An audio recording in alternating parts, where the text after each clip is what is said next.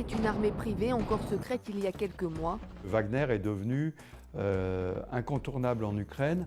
Désormais sous le feu des projecteurs en première ligne pour saturer le front ukrainien. En fait, quand il y en a 5 qui tombent, il y en a 5 qui se lèvent et qui marchent derrière, un peu comme une armée de zombies, si vous voulez. Des mercenaires russes ultra-violents qui en Afrique s'attaquent aux intérêts français et préoccupent jusqu'au plus haut sommet de l'État. C'est un groupe de mercenaires criminels. Qui sont ces hommes qui se surnomment eux-mêmes les musiciens.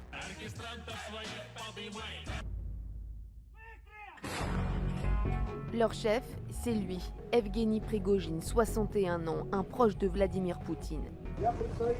Je représente la milice Wagner. Vous en avez peut-être entendu parler.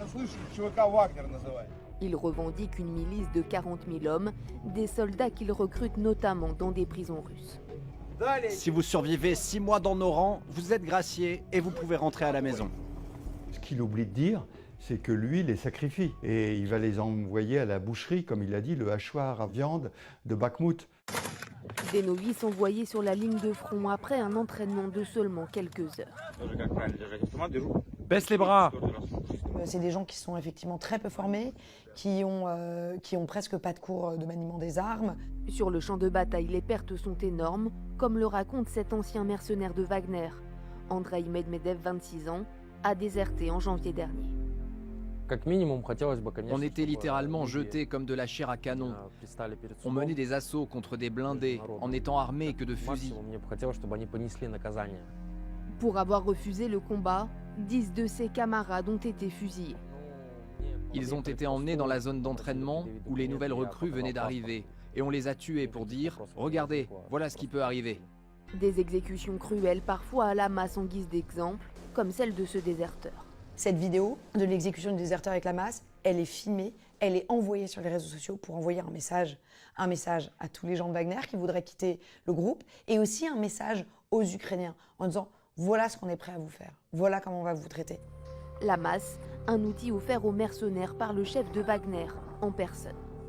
Il va falloir apprendre à vous en servir maintenant. La pratique des mafieux. Si tu trahis, tu sais que tu mourras. Et tu mourras dans des conditions abominables, donc tu ne trahis pas. Marquer les esprits, manipuler l'information, un art que maîtrise à la perfection Evgeny Prigojine avec ses clips à la gloire de sa milice. C'est ça qui est important de savoir sur cet homme, c'est que c'est un génie de la communication. Des campagnes de désinformation qu'il mène depuis cet immeuble luxueux. Cet homme d'affaires, ancien restaurateur, a financé cette usine à trolls en plein cœur de Saint-Pétersbourg. On voit qu'ils créent des centaines de faux comptes, ils payent tous les journaux locaux, ils font des fake news.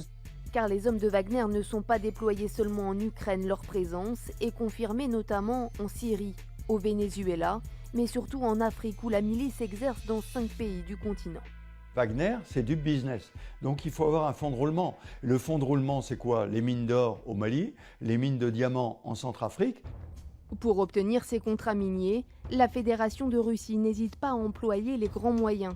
Ce jour-là, à l'aéroport de Bamako, la junte malienne reçoit 10 nouveaux appareils soviétiques, un nouveau partenariat militaire, un pied de nez à l'armée française. Les forces de défense et de sécurité du Mali, de nouveaux débuts et autonomes, n'en déplaisent aux nostalgiques d'un ordre révolu. Une mainmise que Wagner exerce aussi dans la violence sur les populations locales. C'est des crimes sur les populations civiles, étayés, prouvés, des viols, des assassinats, des tortures. C'est le mode de fonctionnement de cette armée. Des pays où les Russes attisent le sentiment anti-français. Nous sommes les démons de Macron. Notamment avec ce clip de propagande diffusé depuis un mois sur les réseaux sociaux. Je n'ai plus de munitions. Pour sauver ce soldat malien, un mercenaire de Wagner arrive à la rescousse As-tu besoin de renfort, mon ami? et l'aide à exterminer ses ennemis. Pour discréditer la France, les hommes de Prigojine sont même allés plus loin en attribuant ce charnier au nord du Mali aux soldats de la force Barkhane. Objectif: Montrer que la France commettait des crimes de guerre et que la France devait être poursuivie. Sauf que cela s'est retourné contre eux. Car un drone français surveillait cette zone. Sur ces images déclassifiées, on voit les hommes de Wagner enterrer des cadavres à la hâte, un charnier monté de toutes pièces, un piège destiné à l'armée française. Pour Sébastien Lecornu, ministre de la Défense, Wagner a fait de la France son ennemi numéro 1 en Afrique. La France est un obstacle, une entrave, évidemment, au projet politique porté par Prigojine. Et ça, c'est une réalité. Et donc, nous sommes ciblés comme tels. Les intérêts français dans le viseur de Wagner. En octobre dernier, l'ambassade de France au Burkina Faso a été attaquée. Un début d'incendie s'y était même déclaré. Derrière ces troubles, l'ombre de la milice russe, un adversaire qualifié de redoutable par l'état-major français.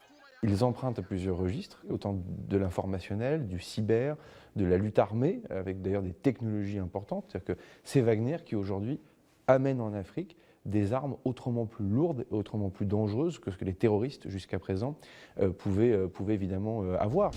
Des mercenaires violents aux pratiques mafieuses, des partenaires instables qui ne pourront pas rester durablement en Afrique selon le ministre de la Défense.